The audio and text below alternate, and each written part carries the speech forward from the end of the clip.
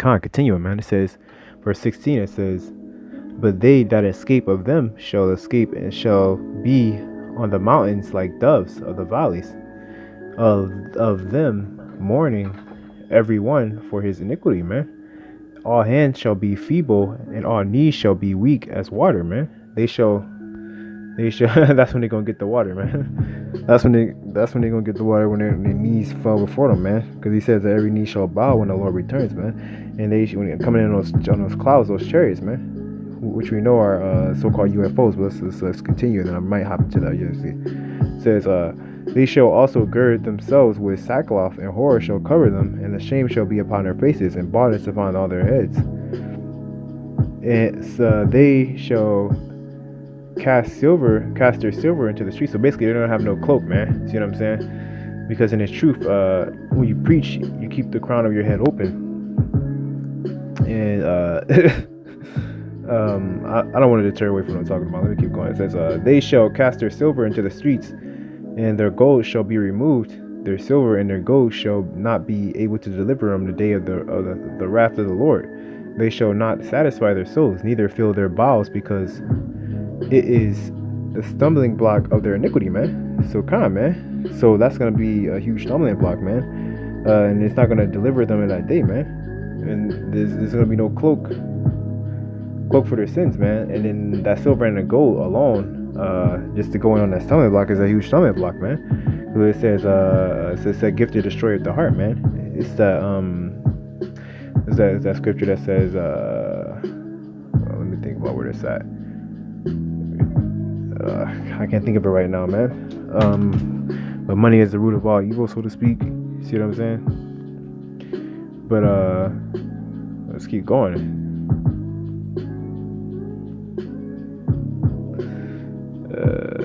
Let's see, man. Mark 13 and verse 26, man. And then they shall see the Son of Man coming in the clouds with great power and glory, man. Come on, man. Let's go up a little bit.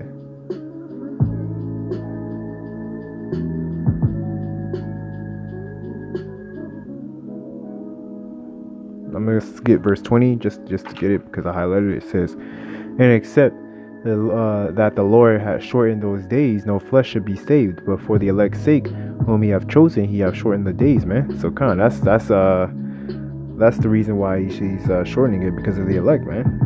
And if it wasn't for that, then no flesh should be saved, man. I'm gonna skip down to verse 24. It says, verse 23, it says, but take ye heed, behold, I have foretold ye all things. But in those days after the tribulation, the sun shall be darkened, and the moon shall not give her light, man. So the Lord gives signs all the time, man, but people don't take heed to them, man. It says, and the stars of heaven shall fall, and the powers that are in heaven shall be shaken, man. And then shall they see the Son of Man coming in the clouds with great power and glory, those chariots. And it says, and then shall he send his angels, and shall gather together his elect from the four winds, from the uttermost parts of the earth to the uttermost parts of heaven.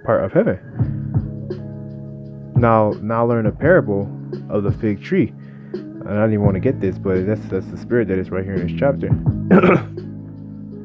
When her branch is yet tender and putteth forth leaves, then you know summer is near. See what I'm saying? Summer is nigh, man. It says, so ye in like manner, when ye shall see these things come to pass, know that it is nigh. Even at the door, man. Even at the doors, which is the spirit, man. It says it's even at the doors. So, going back, man, it says, learn the parable of the fig tree. When the branches is yet tender and put forth leaves, and you know summer is near, man. So what do they say? They say April showers bring May flowers, so to speak. You see what I'm saying? Which May would be the spring, or the time when the sun is out, man. Or summertime, you know, the opening of summer. You see? And April will be like around springtime, but basically what it is that's what I mean by that is that it's the most water drops during that time. So if it makes sense to you, you understand that when the branches is yet tender, man, that means when its truth is going out, and when it's spreading, and when its living water is being spread to its fullest potential. and it put it forth leaves, and you start seeing leaves sprout up, which will be this is gonna be that branch that's made or that branch that we're trying to make straight, man. You see what I'm saying? So those leaves will represent the Akim that are coming in, to the fold, man, and they're popping up because the branch is strong, man. The branch is gonna be or this the root, which is this truth in this parable that I'm giving, so to speak. You know what I'm saying? And when you see that the water, that basically the branch is supplying the water, and new leaves are sprouting and popping up, man. So when a tree is at its fullest potential, and when they're full of water, because when they're tender means that they're most filled with water, man. That's when you mean when summer is nigh. It's not there, but it's nigh. You see what I'm saying? So that means that they're still you're still in the springtime when it's still dropping the most water, so to speak, man. And you know that summer is nigh. And all of the Akim that come into this fold, man, are gonna be filled with water, man, or this truth. You see what I'm saying? Then and put it forth leaves, you know that summer is nigh. If you understand what I'm saying. So ye in like manner, when ye shall see these things come to pass, know that it is nigh, even at the doors. Come, man. So when you see basically that the elect's been fully sealed, then you know that it is nigh, even at the doors.